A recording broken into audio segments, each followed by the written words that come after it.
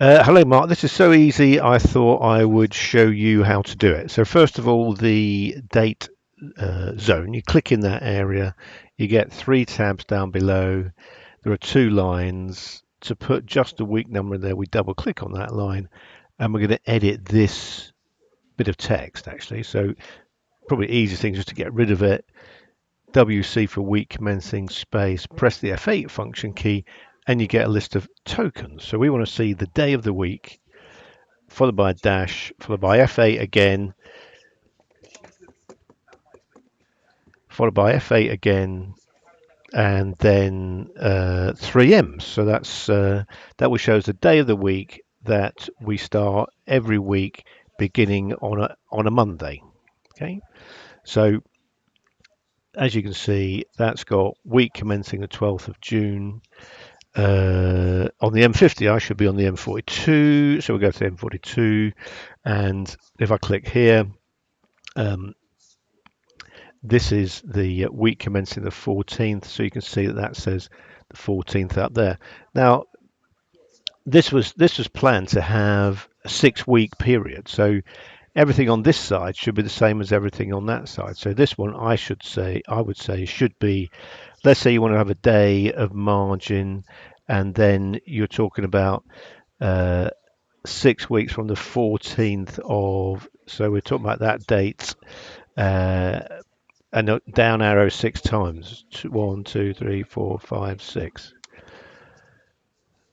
And then go another day. So, but that's what we should have on both sides. So on this side, again, we should also have from the 13th to the 26th. So this should be, um, that should be the 13th to the 26th of September, 17. So otherwise, they're not the same, and we've got a zoom on this one, which I think is easier to do. Now, that's changed on every route, so not the date range. That, unfortunately, is something that has to be changed on both sides on every one of these routes before you do the import. So I know that's a bit of a ball's ache, but there you go. So, but now turning, so if you didn't want to have the number row, again, if you click here, you can temporarily just turn it off. Or if you didn't want any text in there, you could just get rid of that bit of text there. So you could, well, do one thing. You could spin it through 90 degrees and make it so that might work. But if you didn't want it at all, or you wanted nothing in there, if you want nothing in there, double click, get rid of that and say OK. So you still have the tick marks, but if you still want to get rid of it, you just click on the display and it will hide it. So you can do any combination, and that will affect every one of these routes. So if I double click on another, it's the same thing at the head as it is everywhere. So just one change will change it everywhere. So that's good news. Looking at the M42, if we scroll down so we can see one of these items like this chevron, that's got three bits of text on it, one bit at the beginning, one bit in the middle, and one bit at the end. Okay, so I'm going to, at your instructions, I mean, we could give these different layers and turn them off. So, but you want to say, well, I'm going to select that and delete it. I want to select this one and delete it. And this one here, I think might look better if you had a white background. So once you've changed one of them, you select it and you go to the display tab and you put your cursor on this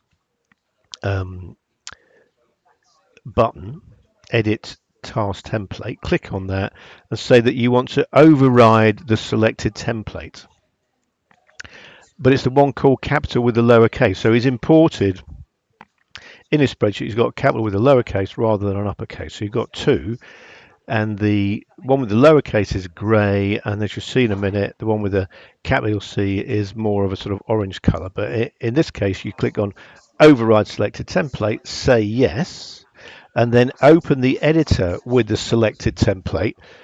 Open the editor with the selected template, and we go to this view. We click on the task template tab, and there's this button here called adjust all assigned tasks. So we click on that and we want to adjust the annotations. both their content and position.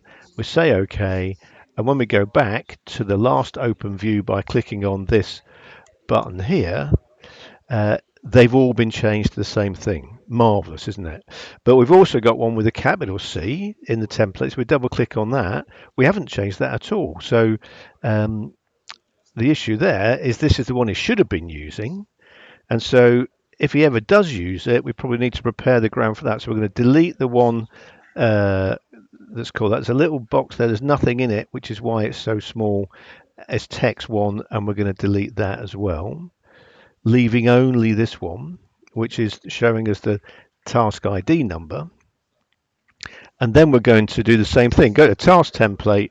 We're going to with it selected, click on the adjust all assigned task button, which there aren't any, but it will just refresh it, and then we've finished. Okay, we can double click back on our M42, and everything's been corrected. Okay, I mean, it doesn't look great down there because it's so difficult to see what's going on, but that's as clean as it can get. So hope that works for you. Any further questions, let me know. I'm not going to send you an update to the template.